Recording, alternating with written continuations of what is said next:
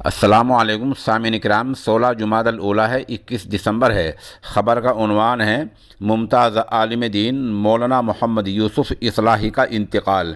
اس خبر کے لیے سوشل انڈیا نیوز کے ساتھ جناب مولانا محمد الیاس ندوی المعروف ابو فہد ندوی رابطے میں ہیں۔ مولانا نے سوشل انڈیا نیوز کے لیے تفصیلی مضمون تحریر فرمایا ہے، وہ آپ سنیے۔ گزشتہ رات 3 بجے کے قریب عالم اسلام کے معروف عالم دین، مصنف، محقق، مفسر اور داعی و مبلغ جناب مولانا محمد یوسف اصلاحی اس دار فانی سے کوچ کر گئے ہیں۔ انا للہ و انا الیہ راجعون۔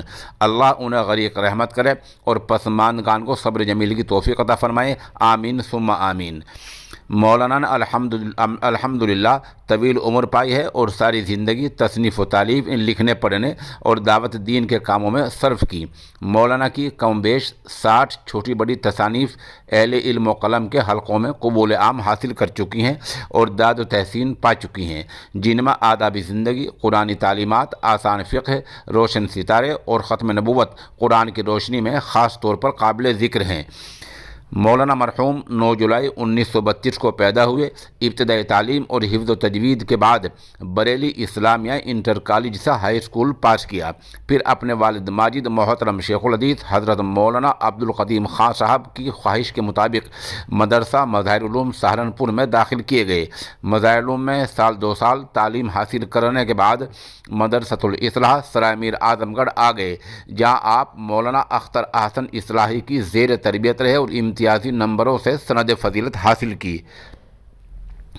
مدرسۃ الاصلاح سے فراغت کے ساتھ ہی آپ جماعت اسلامی ہند کے رکن بن گئے۔ اس وقت آپ کی عمر یہی کوئی 25 برس کی رہی ہوگی۔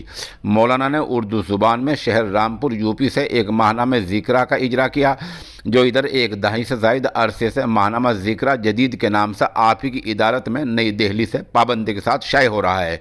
مولانا مرحوم نے خاص طور پر مسلم بچیوں اور مسلم خواتین کی تعلیم و تربیت کے لیے ایک عالیشان اور معیاری ادارہ قائم کیا، جو جامعۃ الصالحات کے نام سے معروف ہے۔ مولانا نے دعوتی اشعار بھی بہت کیے ہیں اور بر صغیر کے تمام ممالک کے علاوہ انگلینڈ، امریکہ، جاپان، آسٹریلیا اور گلف کے اکثر ممالک میں بھی مختلف پروگراموں میں آپ شرکت کرتے رہے تھے۔ مولانا کا اسلوب تحریر سادہ، سلیس اور برجستہ ہے۔ مولانا کے مزاج میں عاجزی و انکساری اور ملنساری تھی۔ مولانا نے اپنے اسلوب تحریر کے لیے بھی ظاہری طمطراق، گھن گرج اور روب و دبدبے والی لفظیات اور لب و لہجے کے بجائے سادہ و سہل اور محبت آمیز طرز ادا و اظہار کو ترجیح دی اور اس کا انہیں فائدہ بھی ملا۔ اسی وجہ سے ان کی تصانیف عام و خاص سب کے استفادے کے لیے یکساں طور پر مفید بن گئیں۔ ان کی بیشتر کتابوں کے 10 12 اور بعض کے 30 سے بھی زیادہ ایڈیشن نکل چکے ہیں۔ مولانا کے اسلوب کی خصوصیت یہ بھی ہے کہ وہ بیجا تفصیلات سے گریز کرتے ہیں۔ مولانا اپنی کسی بھی تصنیف میں اپنے موضوع سے دور نہیں جاتے، ہمیشہ موضوع کے ارد گرد ہی رہتے ہیں۔ اس طرح غیر مستند باتوں، اقوال اور بے سر و پیر کے من گھڑت قصے کہانیوں سے پرہیز کرتے ہیں۔ وہ جب بھی اور کہیں بھی بولتے لکھتے ہیں تو ہمیشہ قرآن و سنت کی روشنی میں ہی لکھتے اور بولتے ہیں۔ مولانا مرحوم نے لکھنے لکھانے کا مشغلہ اپنی چھوٹی سی عمر سے ہی شروع کر دیا تھا۔ جب وہ اپنی سب سے معروف مقبول تصنیف آداب زندگی لکھ رہے تھے، اس وقت ان کی عمر یہ کوئی 20 22 برس کی تھی۔ یہ کتاب اگرچہ عمر کے اس حصے میں لکھی گئی جو عموماً پڑھنے اور سیکھنے کا حصہ ہوتا ہے، مگر اس کتاب نے کامیابی کے کئی ریکارڈ بنائے اور تصنیف و تالیف کے میدان میں اپنی خاص پہچان اور جگہ بنائی، جو آج تک بھی قائم اور باقی ہے۔ مولانا نے اپنی ہر تحریر اور تقریر، درس تدریس اور خاص ملاقاتوں کی گفتگو میں اس بات کا خاص خیال رکھا کہ تنازعات یعنی جھگڑے سے دور رہ کر اختلافی مسائل کو چھیڑے بغیر یا پھر ان میں اعتدال کی راہ اپنا کر آگے بڑھیں، کیونکہ ایسا کرنے سے دین کی دعوت کی عمومیت اور افادیت بہت بڑھ جاتی ہے۔ مولانا مرحوم کا بنیادی موضوع قرآن کریم تھا۔